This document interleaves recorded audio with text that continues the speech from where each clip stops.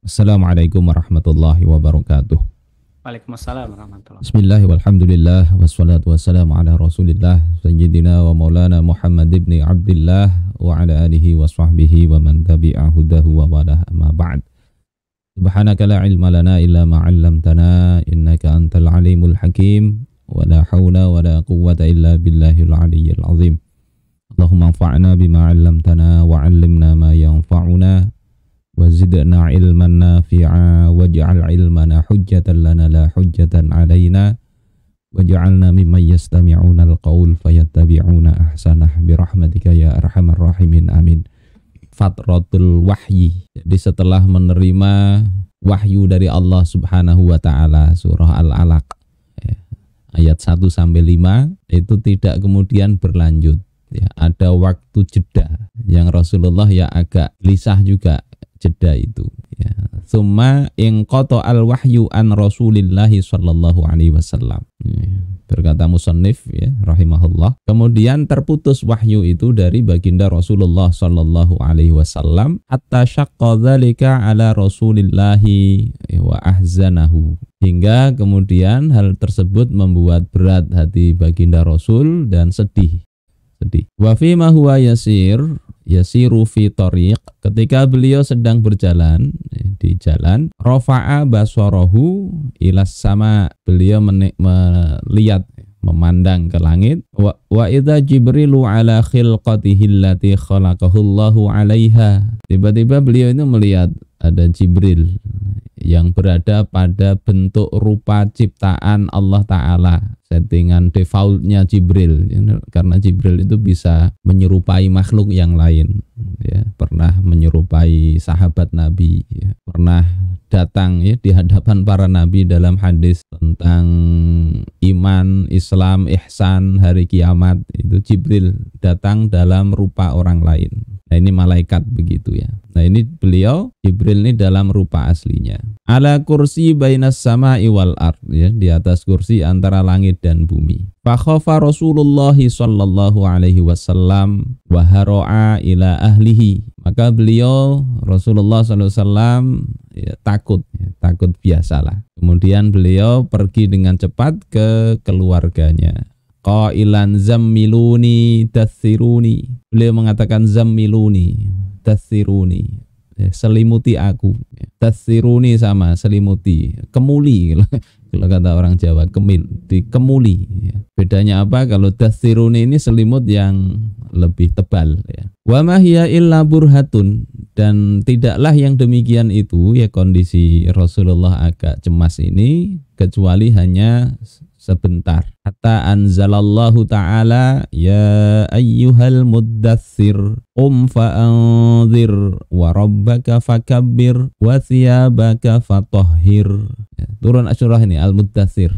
Ya ayyuhal muddathir, wahai orang yang berselimut, berkemulan ya. Fa'anzir, bangun dan berilah peringatan. Jadi ini memberikan dakwah ya. Wa rabbaka fakabbir, dan Tuhan engkau maka besarkanlah ya, agungkanlah Tuhan engkau itu. Wasiyabaka fatahhir, dan pakaian engkau maka sucikanlah. Ini ayat-ayat setelah turun Al-Alaq ya. Meskipun kemarin kita bahas ada beda apakah turun ini dulu atau Al-Alaq dulu, tapi mayoritas mengatakan Al-Alaq dulu. Tsumma anzala ta'ala, kemudian Allah Ta'ala menurunkan wa anzir ashiratakal aqrabin. Wa anzir, kalau tadi ini fa'anzir, bangun dan beri peringatan, maka ini perintah berikutnya dalam ayat lain, beri peringatan keluarga engkau yang terdekat. Jadi ini awal-awal dakwah Rasul, suruh apa yang awal-awalnya kan memang persiapan ruhiyah, persiapan kejiwaan ya.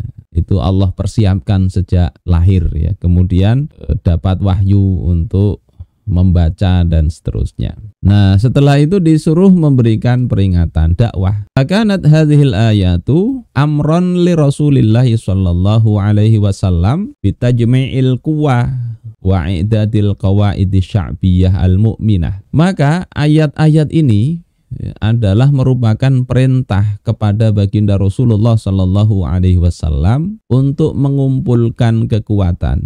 Ini dari sisi politis begitu. Jadi ini ayat untuk Kalau bahasa sekarang kampanye, tapi kampanye kayaknya di sistem sekarang ini kurang bagus ya kayaknya. Karena kampanye itu nanti persepsinya nanti duit. Kalau ini enggak. Ini mengumpulkan kekuatan, kemudian i'dadil qawaid sya'biyah al-mu'minah, menyiapkan kaidah sya'biyah. Kaidah sya'biyah itu adalah apa? Dasar masyarakat, asas rakyat, basis dukungan dari rakyat nih, kaidah sya'biyah al-mu'minah yang beriman. Jadi bagaimanapun juga namanya politik ya, itu perlu dukungan rakyat ya, tak terkecuali Rasulullah Shallallahu Alaihi Wasallam mengemban risalah ini perlu dukungan ya, makanya diperintahkan untuk mencari dukungan, dan dukungannya dukungan dari orang-orang yang beriman. Kalau tidak beriman ya dukung silahkan, tapi itu tidak masuk dalam hitungan, mestinya hitungan kekuatan inti tidak. Untuk apa? Liiqamati daulatil Islam, untuk menegakkan daulah Islam. Ini beliau langsung to the point ya, karena melihat dari biografi Rasul dari awal sampai akhir hidup beliau. Maka seorang ahli sejarah itu begitu, dia bisa melihat arah gerakan itu dari awal. Di dalam tafsir Al-Haqqi itu dikatakan al-aqil mayyara bi awwali nadhrihi akhiral umur, bi awwali nadhrihi atau ra'yihi akhiral umur. Orang yang berakal, orang pinter itu dia bisa melihat dari pandangan pertamanya itu, dia bisa melihat ujung dari kesudahannya. Nah, ini orang cerdas begitu. Termasuk dalam urusan politik itu, yang kecerdasan yang paling susah itu ya di level politik. Ini dari awal nih kemana arahnya. Nah, kalau bisa begitu luar biasa. Rasulullah itu sebagai orang yang namanya Nabi itu dikaruniai sifat fatonah, kecerdasan. Tentunya beliau bukan sekedar cerdas semata-mata cerdas, tapi dibimbing juga oleh wahyu Allah Subhanahu wa taala. Nah, penulis yakni Syekh Profesor Dr. Muhammad Rawas Qol-Ahji itu sejak awal ini sudah melihat dakwah ini memang ada tujuan. Tujuannya itu ya jelas untuk mentauhidkan Allah. Tapi untuk bisa mentauhidkan Allah Ta'ala, menerapkan seluruh perintah Allah Ta'ala, itu perlu daulah, perlu sultan. Yang sekarang ini kadang orang tidak mau tahu di situ. Dan itu tegas Allah Subhanahu wa taala perintahkan Rasulullah Shallallahu alaihi wasallam ketika hijrah itu ya, di antara doa yang Allah suruh ucapkan itu kan waqur rabbi adkhilni mudkhala sidqin wa akhrijni mukhraja sidqin waj'alni min ladunka sultanan nasira. Katakan wahai Muhammad, Rabbi adkhilni mudkhala sidqin, wahai Tuhanku, masukkan aku ke tempat masuk yang benar. Wa akhrijni mukhraja sidqin, keluarkan aku dari tempat keluar yang benar. Waj'alni min ladunka sultanan nasira, dan jadikan untukku dari sisi engkau kekuasaan atau sultan nasira. Nasira maknanya ya menolong. Menolong untuk apa? Di berbagai kitab tafsir dikatakan ya nasiran li kitabihi, menolong kitab Allah Ta'ala, menolong untuk menjalankan kefarduan-kefarduannya, menolong untuk menegakkan Islam. Karena itulah di Bidayah wa Nihayah misalnya dikatakan innallaha la yaza'u bis sultan ma la yaza'u bil Quran. Sesungguhnya Allah itu betul-betul bisa mencegah sesuatu dengan kekuasaan, apa yang tidak bisa dicegah dengan Al-Quran ya. Kasus misalnya judi online yang banyak itu, bacakan Al-Quran, di ruqyah tidak selesai. Tapi dengan kekuasaan ya, kata Menkominfo itu, ya itu kan kita tahu itu cuma sekitar 5 orang aja. Dengan kekuasaan bisa diselesaikan. Ada yang pakar teknologi itu mengatakan ya sebetulnya memblokir situs-situs itu bukan sesuatu yang sulit ya, hitungan menit bisa. Tetapi kenapa tidak terjadi? Ya karena kekuasaan. Salah satu penasehat penguasanya itu salah satu bos judi juga dulu di era Soeharto. Sehingga ya orang yang cerdas akan bisa melihat itu, dan tidak perlu banyak dalil. Kalau mau dalil banyak ya. Saudara-saudaraku sekalian yang dimuliakan Allah Subhanahu wa taala, jadi setelah turun ayat ini beliau diperintahkan untuk memulai dakwah itu. Nah, al-faslus tsani, pasal kedua, tajmi'ul quwa wa i'dadul qawaid sya'biyah, yakni mengumpulkan kekuatan dan mempersiapkan dukungan publik ya. Qawaid Sya'biyah ini sebetulnya diartikan qawaid itu kan dasar, basis. Sya'biyah ini bangsa, maksudnya rakyat, basis rakyat, dukungan rakyat, terjemahan mudahnya begitulah. Supaya perjuangan itu kan ada yang basisnya itu konglomerat, tidak punya akar ke masyarakat. Sementara dalam Islam enggak. Dalam Islam mestinya ya, sebuah aktivitas dakwah itu bukan sekedar dari atas saja, tapi dari bawah. Rasulullah contohkan begitu. Karena apa? Kekuasaan itu pada dasarnya adalah Allah berikan kepada rakyat. Kekuasaan ya. Kalau kedaulatan Allah ya ada pada Allah sendiri. Kedaulatan itu untuk menetapkan hukum, kekuasaan itu adalah untuk memilih siapa yang akan menjadi pemimpin mereka. Yang memilih itu rakyat, mestinya begitu. Sehingga basis dukungan itu mestinya berakar ke rakyat. Ya. Lahir dari rahimnya rakyat, begitu. Kalau dari konglomerat dia tidak tahu lah bagaimana pedihnya penderitaan rakyat, tidak ngerti dia. Sehingga ketika bikin kebijakan atau apa ya, pasti karena tidak ngerti bisa jadi merasa ini untuk kebaikan rakyat tapi menyengsarakan rakyat. Nah, di pasal kedua ini menceritakan ya, ma'in nazala qaulullahi ta'ala ya. Begitu turun firman Allah Ta'ala, wa anzir ashiratakal aqrabin, dan beri peringatan kepada kerabat engkau yang paling dekat. Hatta intalaqa Rasulullah sallallahu alaihi wasallam ila aqrabin nasi ilaihi ya. Kemudian Rasulullah Shallallahu Alaihi Wasallam itu berangkat menemui manusia yang paling dekat kepada beliau, wa al-soqihim bihi, dan yang paling rapat dengan Rasulullah Shallallahu Alaihi Wasallam. Yada'uhum ilallahi bisirriyatin tamah, di mana beliau itu mengajak mereka, mendakwai mereka, mengajak kepada Allah Ta'ala dengan sirriyah, rahasia, dengan rahasia yang sempurna. Artinya memang ndak nyebar dulu tentang hal ini, ndak nyebar dulu. Meskipun yang namanya tembok itu biasa ada kupingnya, kata orang begitu, peribahasanya begitu. Serahasia-rahasianya tetap ya jadi desas-desus nyebar itu, tapi tetap rahasia. Kalau sekarang ini apa namanya, rahasia publik. Rahasia publik. Jadi beliau awali dengan tadi Allah perintahkan kepada kerabat dekat. Ini juga pelajaran bagi kita mestinya ya, untuk kerabat dekat itu didakwai. Walaupun kenyataannya kerabat dekat itu kadang lebih sulit untuk didakwai. Lebih enak ngajarin orang lain daripada ngajarin orang dekat. Nah, kalau seperti itu sebetulnya bukan alasan meninggalkan kerabat dekat. Ya orang lain suruh ngajari kerabat dekat kita. Gantian lah. Kerabat orang lain kita ajari. Bisa begitu. Itu masalah teknis. Tetapi yang jelas orang-orang terdekat itu mestinya jadi penyokong utama dakwah. Normalnya begitu.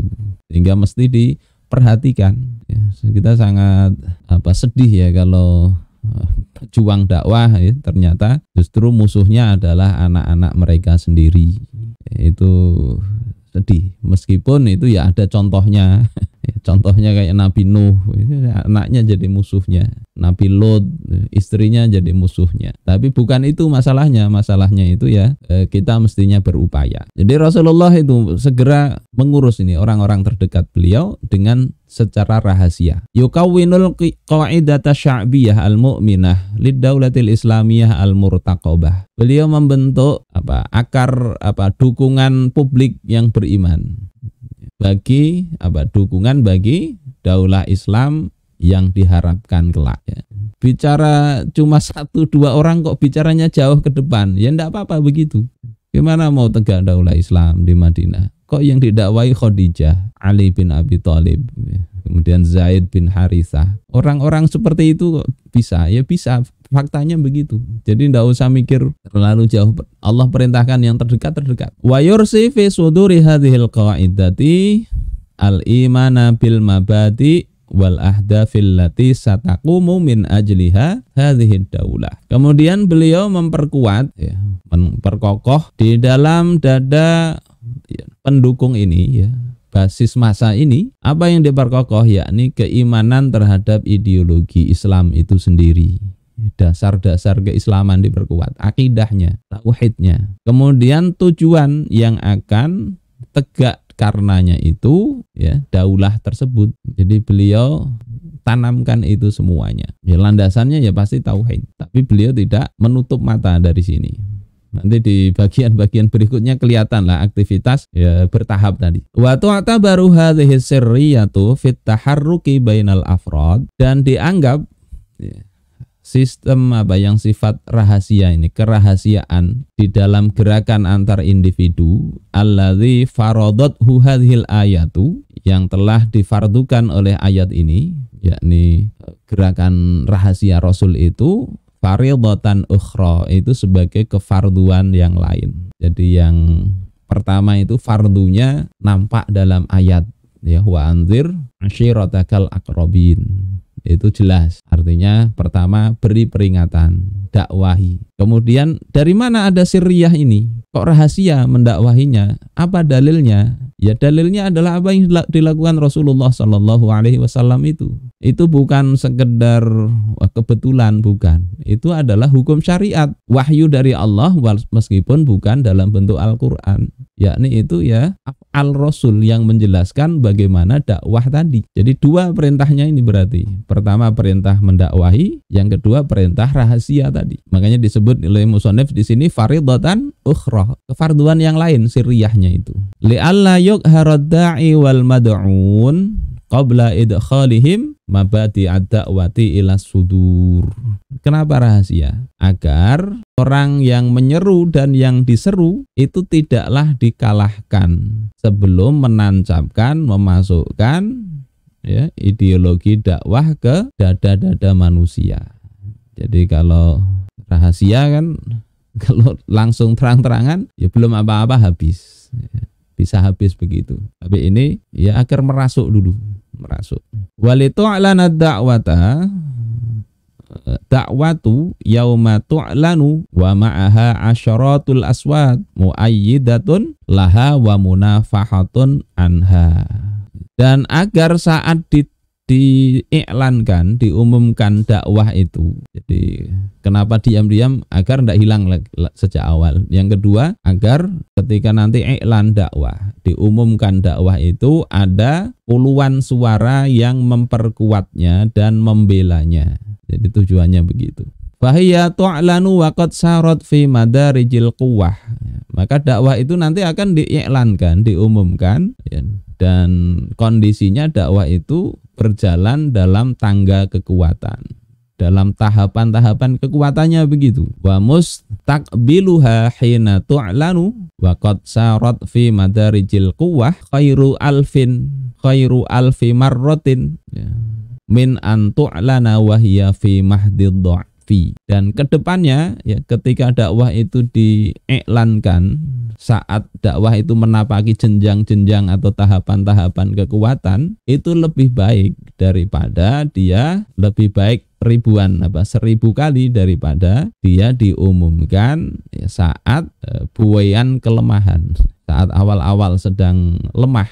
Ini jadi pelajaran juga ya. Meskipun ukuran kuat dan lemah ini perlu ya, pandangan politis tentunya, hitung-hitungan politis, bukan hitungan psikologis. Kalau hitungan psikologis ini rasa lemah terus ya, lemah terus. Seperti sekarang ini kan kaum muslimin kadang merasa menghadapi Israel itu lemah terus karena hitungannya bukan politis syar'i, tapi hitungannya psikologis tadi. Saya tidak sanggup terus. Kalau ngitungnya begini, ya pada masa Rasul tidak akan pernah maju dakwah itu. Sehari pun tidak akan maju.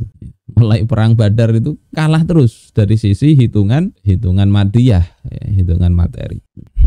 Jadi ini apa pelajaran ya. Termasuk sebetulnya bukan hanya urusan dakwah ya. Urusan apapun. Urusan apapun itu, bisnis kayak. Kalau mengembangkan itu ya bangun basis bisnis dulu. Saya ini tidak pinter bisnis ya, cuma kalau bicara secara teori ya ngerti-ngertilah bagi logika itu. Kalau enggak itu nanti buka banyak cabang ya, kemudian ya, basisnya enggak ada, bangkrut semua. Apalagi istri juga gitu ya, mau nambah itu yang satu dikuatin dulu. Kalau enggak itu jadi problem sendiri. Pak lembaga juga sama, santren kah apakah organisasi atau apa itu bikin ekspansi itu perkuat dulu basisnya. Kalau enggak nanti tujuannya malah enggak akan tercapai. Belajar juga begitu, mestinya belajar ya. Ini agak melebar sedikit. Belajar itu ya lihat basis keilmuannya itu apa dulu. Kita ingin belajar Islam.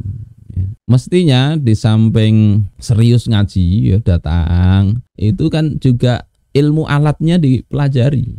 Basisnya di situ. Pertama yaitu ilmu alat bahasa Arab dengan berbagai cabangnya itu. Kalau itu kurang ya itu harus dapat perhatian. Tambahin nanti ilmu alat dari sisi akliyah ya. Wasail kan ada wasail lughawiyah, ada akliyah, logikanya. Kalau Imam Al-Ghazali katakan mantiknya itu juga perlu. Meskipun sangat perlu hati-hati kalau bicara mantik. Nanti perkara di luar akal dibahas pakai mantik malah justru bahaya. Nah ini perlu dasar tadi. Ada orang mungkin terlalu kebanyakan ya, dia dapat ilmu banyak tapi dasarnya tidak diperkuat. Akhirnya ngaji ke sana kemari, gerudak-geruduk. Tapi hal mendasar tidak dia kuasai. Sehingga akhirnya ya bang gelambiar semua, bang gelambiar itu tidak jelas semua itu, tidak jelas. Tahapannya kan begitu. Ingin belajar bahasa Arab maka baca Al-Qur'annya diperbagus dulu, harus lancar paling enggak. Ini kadang kita temuin begitu, sulit sekali yang baca Al-Qur'an yang ada harokatnya aja masih tidak lancar gimana. Nah ini harus ini walaupun temanya ke sini bisa nyerempet kemana-mana. Artinya kalau mau suatu itu lihati dasar-dasarnya itu. Lebih baik menapak pelan-pelan ya sedikit-sedikit. Tapi kemudian apa yang diinginkan itu runut gitu loh, runut. Termasuk orang nyusun kurikulum pendidikan. Ya. Coba kita bayangkan bahasa Inggris mau diajarkan di SD. Mestinya kalau dari sisi Islam itu bahasa Arab. Bahasa Arab mateng ya, kalau di dalam saksiyah Islamiyah itu sakofa Islam itu harus mateng ya, kemudian mantap dalam hati baru dia sakofah yang lain silahkan. Itu metode orang-orang dulu begitu. Sekarang ini kan enggak, ngajari bahasa Inggris ya, bahasa Arab ya, semua mata pelajaran diajarkan. Akhirnya enggak ada yang matengnya, Bahasa Arabnya ya bisa aja ana uhibbuki, bahasa Inggrisnya I love you aja yang hafal paling. Jadi ini penting tadi madarij ya Pak. Tangga-tangga tahapan ini, tahapan dalam berdakwah, tahapan dalam ya, segala macam hal. Walaupun ketika saatnya tegak daulah itu penerapan Islam tidak ada tahapan lagi. Al-Qur'an sudah turun semuanya. Bicara keterikatan dengan hukum Allah Ta'ala tidak ada lagi tahapan. Oh saya ini baru masuk Islam. Sementara waktu dulu Islam awal itu kan khamr masih boleh. Oh, saya bertahap aja lah.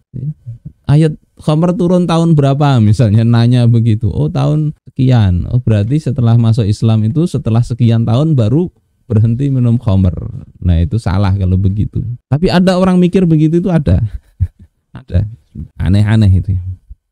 Ini dalam dakwah begitu, perlu tahapan. Ja'ala Rasulullah sallallahu alaihi wasallam yastafi may yad'uhum ilal iman. Maka Rasulullah sallallahu alaihi wasallam kemudian beliau memilih siapa yang akan beliau seru untuk beriman. Jadi beliau sadar sepenuhnya itu, kemudian ya ini wahyu juga ya. Dan beliau memilih ini, menentukan orang-orangnya siapa yang mau didakwahi. Makanya ini kadang ya penting tadi mendata itu. Secara teori enggak bisa kita enggak data itu.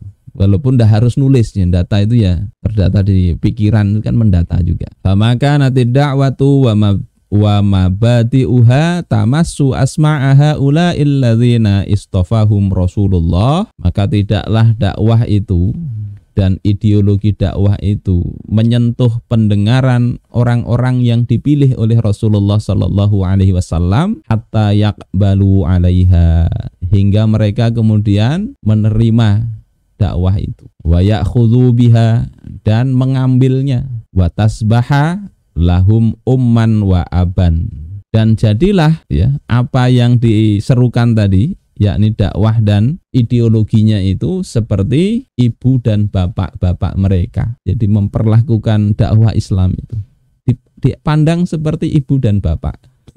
Ya kita bisa lihatlah bagaimana orang-orang awal yang masuk Islam itu. Bahkan nyawa dipertaruhkan untuk dakwah itu. Ada keluarga Yasir, yang Yasir dan Sumayyah itu meregang nyawa gara-gara mempertahankan Islam. Disuruh murtad tidak mau, milih mati. Bilal ya. Kemudian ada Sa'ad bin Abi Waqqas yang dipaksa ibunya untuk murtad tidak mau. sampai ibunya mogok makan, tetap tidak mau keluar dari dakwah itu. Ini anak-anak sebetulnya usianya masih belasan tahun itu saat itu. Jadi keterikatannya luar biasa. Termasuk Sayyidina Mus'ab bin Umair ya, juga begitu. Ini luar biasanya Allah pilih dan juga Rasulullah pilih mereka-mereka itu.